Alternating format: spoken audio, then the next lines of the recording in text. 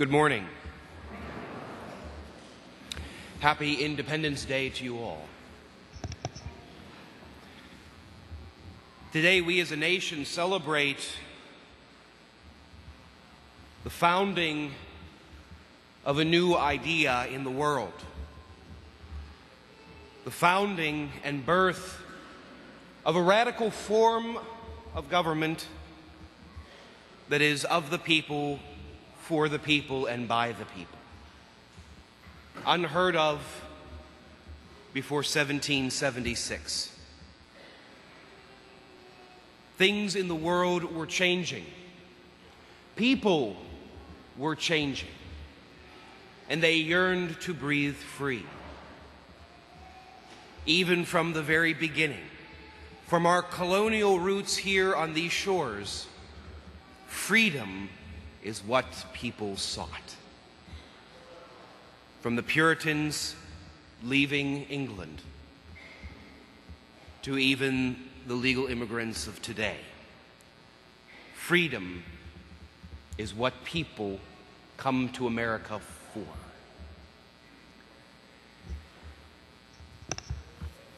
You know, as an individual, I absolutely love antiques. I know it sounds a little corny, but there's something about antiques that truly strike my interest. And it can be about anything, as long as it's from the past. Just recently, I acquired a 1922 Victor Victrola floor model VV215. Plays beautifully for the time. But one thing that I have learned about antiques is that they require three things. You have to respect an antique, because if you don't respect it, it will soon break. You have to maintain an antique, because if you don't maintain it, it loses its value. And you have to protect an antique. You can't play your Victor Victrola every single day for 3 hours a day. You can't drive your 1957 Chevy from here to Detroit and back. It isn't wise. You have to protect those antiques that we have inherited. In this nation, perhaps the most beautiful antique is not a car or a Victrola, phonograph, or what have you. It is a piece of paper. It is held underneath bulletproof glass, and it speaks of our philosophy as American citizens.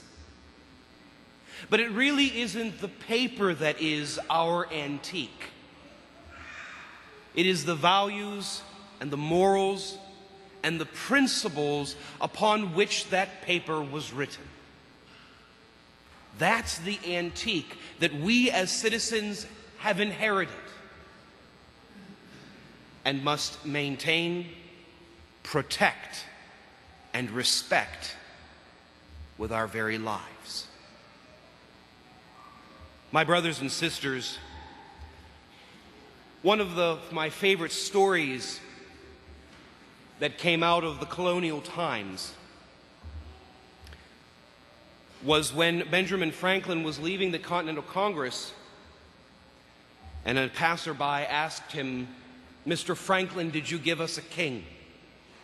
And he looked through his spectacles, which I believe he had invented, and said, "We gave you a republic if you can keep it. We gave you a republic if you can keep it."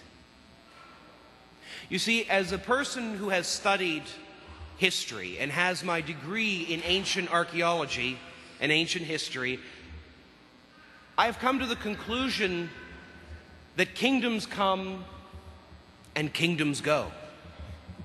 That empires rise and empires fall. That leaders take the throne and that leaders become relegated to the history books. And the thing that has usually brought most ruin to those empires and kingdoms and early democracies was apathy.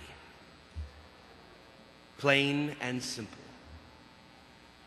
It was the loss of the values of who those people were. They were disjointed from what began and started centuries ago. They lost the respect. They lost the desire to maintain. They lost the desire to protect their values. And like termites, other influences came in and collapsed those empires, as strong and profound as they were.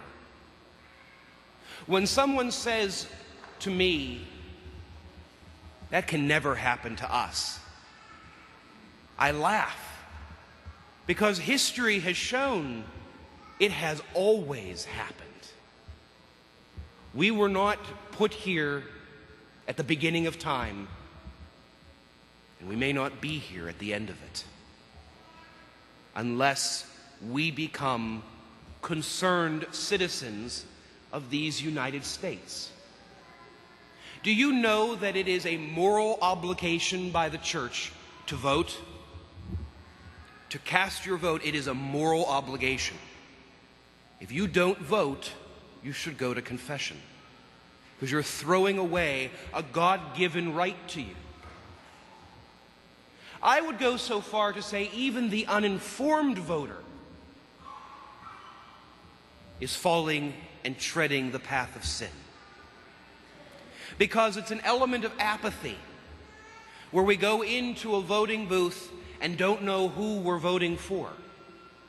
It's happened to every one of us at one time or another.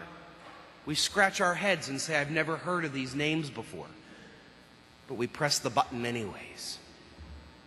We might as already be walking in there with shackles on our hands and feet. We think that we're exercising our freedom, but what we are is slaves to ignorance if we are not informed. It shocks me that in the world today there is so much information out there, it boggles the mind. And yet we step away from trying to know who it is that we're putting in charge and at the helm of our country. We must become informed, concerned citizens. People who know our roots, our founding. People who know our core values and our beliefs. We must become individuals who are God-fearing and people who are not afraid to stand up in the marketplace to proclaim what is true, what is right, and what is just. Apathy will destroy our country.